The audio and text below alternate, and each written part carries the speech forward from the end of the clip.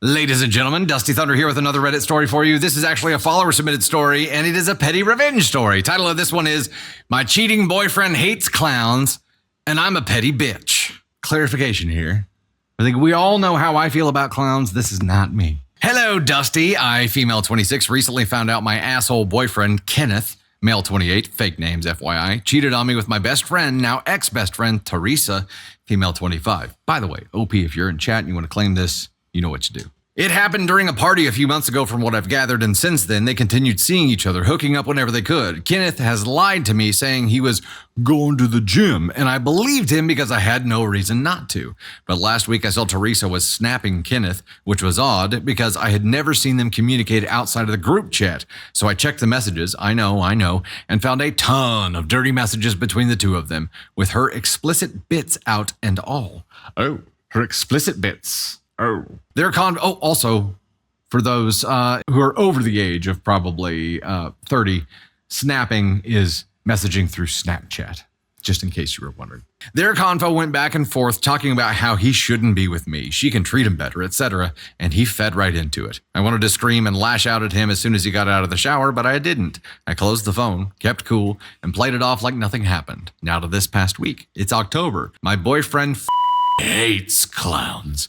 Despises them. We watched the movie Terrifier a few months ago, and it messed him up so badly that he couldn't sleep without the bathroom light on for weeks, literally. So I got to talking with one of my old friends, we'll call him Steven. Steven does improv at our local coffee shop a few times a month, and he's pretty good. I explained what was going on to Steven, and we decided to play a little game with Kenneth before I broke it off with him.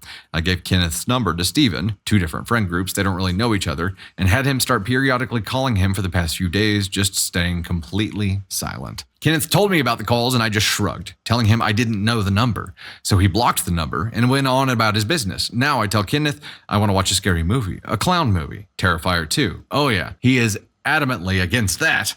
But I beg and plead and eventually it gets turned on. We're watching and we get a knock on the door. It's late, who could that be? Kenneth asks. I make him go answer the door. Nobody there. Another knock a few minutes later, Kenneth checks, nothing there. At this point, he's getting antsy. The movie is getting extremely graphic, and I'm having a blast because I know what's about to happen. Honey, I think there's something in our yard. I tell Kenneth to go look out the window. There, in our pitch black yard, is Steven, in full Terrifier clown attire, waving at Kenneth.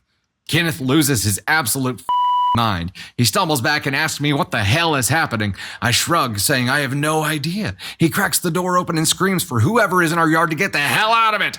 Steven shrugs and leaves, and Kenneth is pissed and confused, and I talk him down from calling the police, saying someone was just playing a harmless prank. At this point, he's pretty much refusing to continue watching the movie, but I managed to convince him to just let us finish it. He finished the movie after this shit.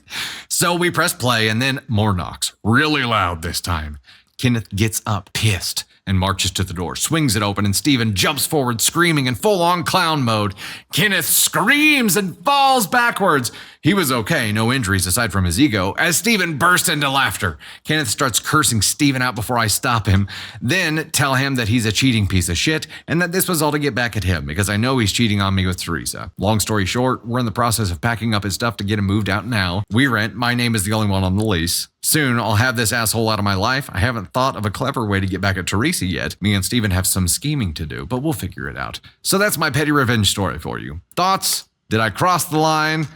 No. Yes, queen. Yes. I don't think you crossed the line at all. This was amazing. You get wait, we gotta get the petty thunder going on here. You get some petty thunder for that. Love it. Love it, love it, love it. That was fantastic. Also, the only part of this that worries me at all is like your buddy Steven, like if this was me, that a clown, like if there was a clown in my freaking yard and I opened up the door and there was a clown there, Steven would have been injured. Like Steven, like severely injured minimum. It would I'm super surprised that Steven got out of this unscathed. Because if this had happened at our house, he would definitely not have. But no. I think it's fantastic that you found out that they were cheating and keeping this shit behind your back and then played all of this really cool. It would have been great to get them both at the same time with this kind of thing, right? And then you could show show her like who he really is at the same time, right? And the hard part about getting Teresa now is that he's telling Teresa that you did this, and now she's gonna be watching her back, which might be the ultimate revenge. You never get her, but she thinks you're going to, so she's watching her back for like 2 years straight, waiting for the other shoe to drop. That would be brilliant.